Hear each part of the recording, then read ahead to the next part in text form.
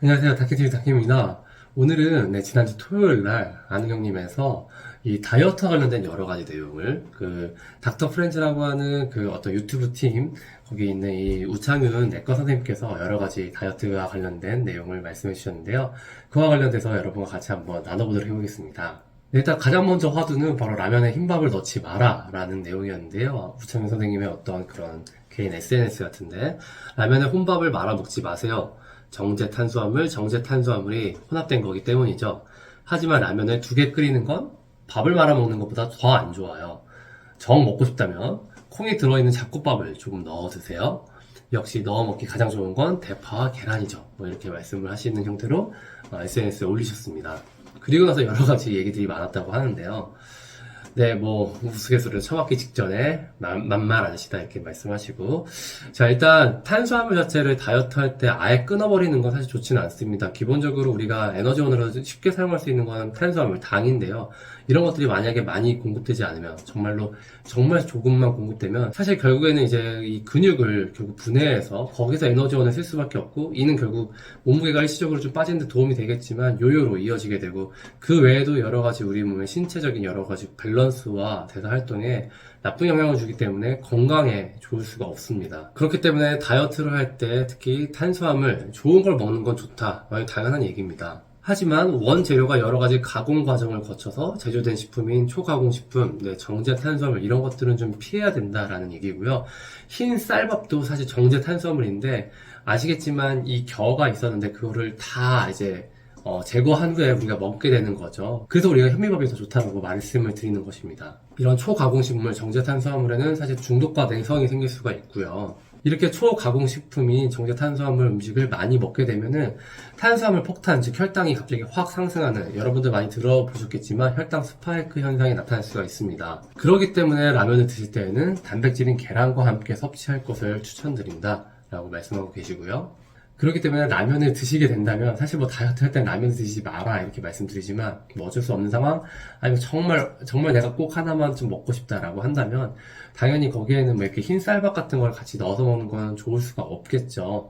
그러니까 정말 정 밥이 먹고 싶으면 라면을 좀 더 줄인 상태에서 잡곡밥을 좀 드시거나, 아니면 라면에 좀 더 많은 단백질이 포함되게 뭐 계란을 풀거나, 아니면 또 여기에 좀 다양한 비타민이나 미네랄이 들어갈 수 있게 뭐 파나 이런 야채 같은 걸 좀 같이 넣어서 드셔라. 그런 식으로 좀 배를 더 불리는 형태로 해서 밥을 최대한 넣지 않는 형태로 가부어라 라고 말씀드릴 수 있을 것 같습니다. 네, 다음은 라면이랑 우유를 같이 먹게 되면, 라면에 우유를 넣어서 먹게 되면 좀 덜 붓는다, 뭐 이러한 얘기들이 있는데 이건 사실이냐라고 물어보셨는데요. 네, 이거 이제 우창현 선생님 개인 생각이라고 말씀하시면서 그렇지는 않을 것 같다라고 말씀하십니다. 사람들이 기본적으로 이렇게 붓는다라고 했을 때 짠 음식을 먹었을 때 짠 것만 관련돼 가지고 생각을 하게 되는데, 단 것을 먹어도 붓는다라고 말씀을 하시는데요. 이유는 사실 이 혈당이 상승하게 될 경우, 단 것을 먹는다는 경우 당이 올라간다는 걸 의미와 똑같은데, 혈당이 상승하게 될 경우 당연히 나오는 호르몬은 인슐린이 분비하게 되는데요.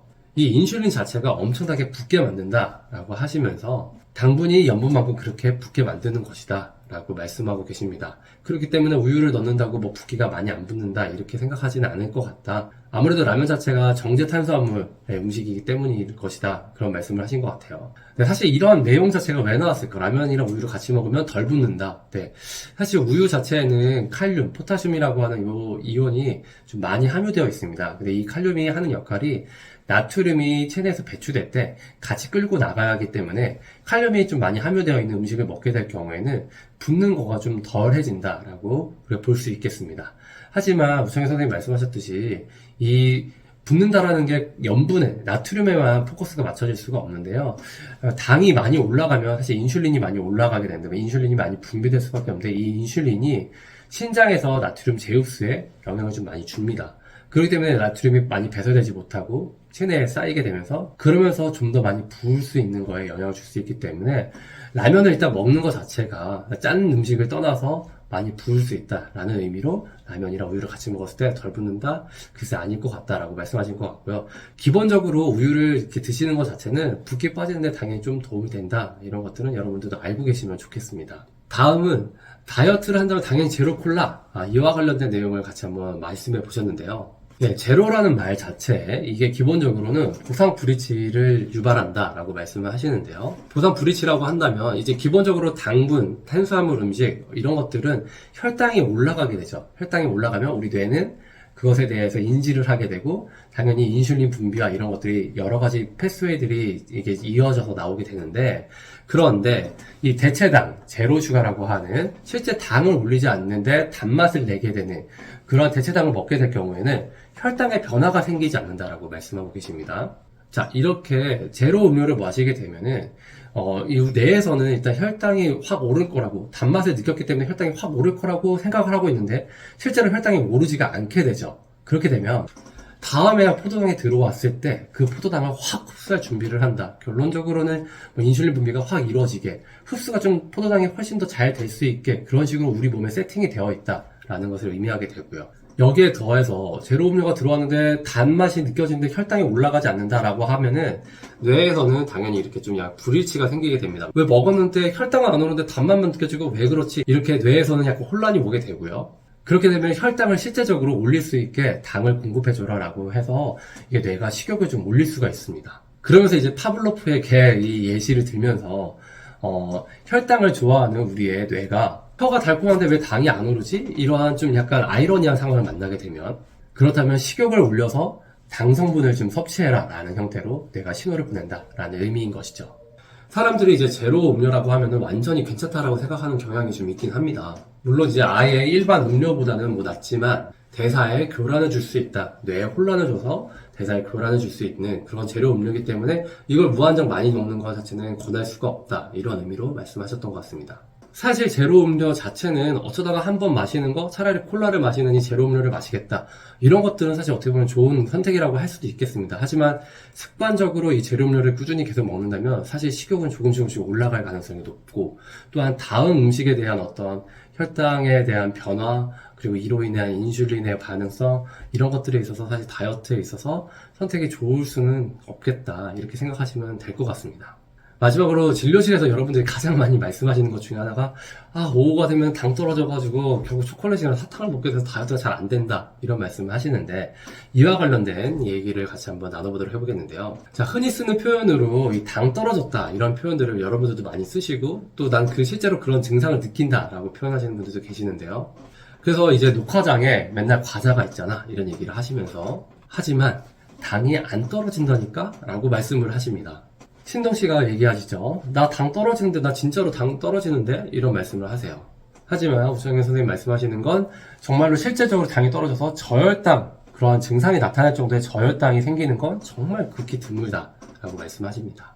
우리가 기본적으로 신체가 일반적으로 뭔가 에너지를 사용할 때에는 당연히 포도당을 연료로 쓰는데, 그 중에서도 특별히 뇌는 거의 100%다 포도당만 에너지원으로 사용하게 됩니다. 자, 근데 뇌가 굉장히 중요한 장기잖아요. 유일한 에너지원인 포도당을 간에 저장시켜 놔서, 그래서 실제적으로 만약에 당이 들어오지 않으면 간에서 이런 것들이 계속해서 나올 수 있게 그런 식으로 간에다가 많이 저장을 해놓는다라는 의미이고요. 그렇기 때문에 하루 종일 굶어도 혈당은 보통 떨어지지 않는다라고 말씀하십니다. 그렇다면 당 떨어지는 그런 느낌이라는 것은 과연 어떤 것일까요? 기본적으로 스트레스를 너무 많이 받거나 아니면 탈수가 되게 되면 교감신경 자체가 항진이 되었을 때 오히려 혈당이 상승해서 나오는 반응이다 라고 풀이해 주십니다. 사실 의사 선생님들은 아마 아실 거예요. 이 당 떨어진다라고 말씀하시는 거에 있어서의 정체가 실제 당이 떨어지지 않았을 가능성이 뭐 99.9%다 이렇게 생각하실 텐데요. 제가 학교 다닐 때도 저희 내분비내과 교수님께서 하시는 말씀은, 우리가 생각하는 저혈당이라는 건 실제로 당뇨가 있는 상태에서 인슐린 주사를 맞았을 때, 인슐린 주사를 맞은 상태에서 내가 실제로 음식을 정말 공급을 안 했을 때, 그때 우리 몸에서 억지로 인슐린을 넣기 때문에 당을 확 떨어뜨리는데 음식까지 공급 안 되는 상황이 생긴다면, 그런다면 저혈당이 나타날 수 있다 이렇게 말씀하시고, 그 외에 나머지 상황에서는 사실 저혈당은 생각하지 않아도 된다라고 말씀하셨던 기억이 나는데요. 그만큼 우리 인체는 사실 당이 어느 정도 유지되는 형태를 굉장히 중요시 여깁니다. 아까도 보았죠. 뇌라는 것 자체의 활동이 거의 대부분 다 포도당으로 이루어지기 때문이죠. 아주 특별한 상황에서 케톤 쓰는 것 외에는 사실 포도당을 쓰기 때문에 이 포도당 자체, 이 우리의 에너지원 자체가 급격하게 떨어지는 거, 밥을 안 먹으면 급격하게 떨어지고 밥을 먹으면 확 올라가고 하는 것들에 대한 그런 조절을 하지 않도록 이 몸이 그런 식으로 세팅이 많이 되어 있긴 합니다. 그렇기 때문에 사실 저혈당이 나오지는 않죠. 하지만 제가 생각할 때는 이게 오가 되고 좀 나른하고 졸리고 뭐 이럴 때 이게 좀 약간 달달한 걸 먹으면 정신이 좀 깨지고 하니까 저혈당이 왔다라고 말씀을 하시는 것 같아요. 그렇기 때문에 다이어트를 하신다면 이런 부분에 있어서 저혈당 증세는 없다. 그렇기 때문에 그럴 때 초콜릿 이런 것들 먹으시는 걸로 본인의 어떤 난 저혈당이기 때문에 이거 먹어야만 해 이렇게 생각하실 필요는 전혀 없다. 라는 걸 꼭 기억을 하시면 좋겠고요. 실제로 아까 신동 씨가 나는 진짜로 당 떨어지는데 이렇게 말씀하셨는데 그때 아마 피 검사를 해보시지는 않으셨을 거예요. 본인이 그런 증상을 느낀다라고 말씀하셨을 텐데 아마 대부분의 거의 뭐 99%인 분들이 나 정말 당 떨어지는데 이렇게 말씀하시는 분들이 그 시점에 실제로 혈당 검사 하신 적은 없으실 겁니다. 그렇기 때문에 절대 오해하지 마시고 당 그렇게 쉽게 떨어지지 않습니다. 그걸 생각해서 뭐 초콜릿이나 사탕을 먹는다? 그런 것들은 정말 좀 피하셔야 될 것입니다. 하지만 의사인 저희들이 아예 모든 것을 다 대처해드리지 못하는 부분들이 바로 이런 부분일 것 같은데요.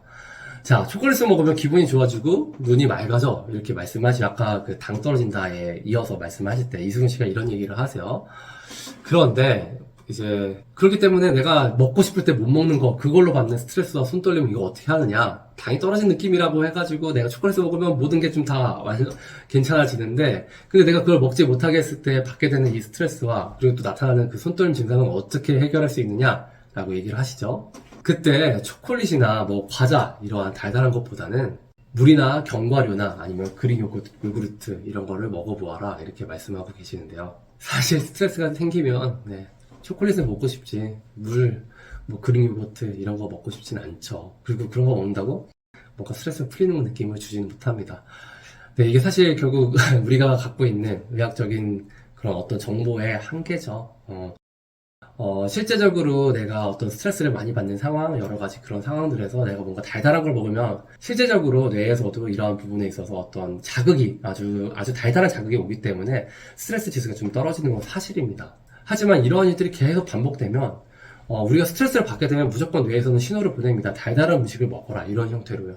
그런 것들이 어떻게 보면은 바로 이런 스트레스 어떤 이 심리적인 부분들에 있어서의 안정화에 도움을 줄 수 있을지 모르겠지만 이것이 반복되면 반복될수록 이러한 달달한 거 없이는 스트레스를 해결하지 못하는 것처럼 이렇게 느껴질 정도로 아주 큰 신호를 그렇게 전달하는 형태로 나타나게 됩니다. 그렇기 때문에 이와 관련된 나쁜 연결고리를 지금 끊는 작업이 꼭 필요하고요. 이것은 비단 다이어트뿐만 아니라 건강상에서도 유익을 주기 때문에 스트레스를 받게 되는 그런 상황에서 내가 다른 형태로 어떻게든 좀 이런 스트레스를 좀 해결하는 거, 꼭 먹는 형태가 아닌 다른 형태로 해결할 수 있게 좀 만들 수 있는 본인만의 어떤 스트레스 해소 방법을 찾는 것은 다이어트와 건강을 위해서 꼭 중요한 부분이다. 이런 부분을 여러분들도 기억해 주시면 좋겠습니다. 오늘은 아는 형님에서 닥터 프렌즈 우창현 선생님께서 나오셔서 다이어트와 좀 관련된 여러 가지 내용들을 한번 나눠봤는데요.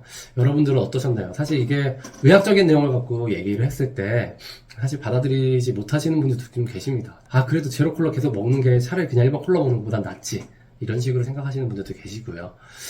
하지만 지금 나눴던 내용들은 좀 더 마음속에 새겨서 예를 들면 제로 콜라를 먹는 대신에 뭐 탄산수 같은 거 먹겠다던가 아니면 이 당 떨어지는 느낌, 이건 진짜 그 느낌이구나. 내가 이때 어떻게 좀 해결할 수 있을까? 좀 더 바깥 활동을 좀 늘린다던가, 어떤 스트레스를 좀 해소하기 위해서 조금 더 여유 갖고 있는 명상을 한다거나, 이런 식으로 좀 넘어갈 수 있는 자신만의 방법을 좀 찾아보자.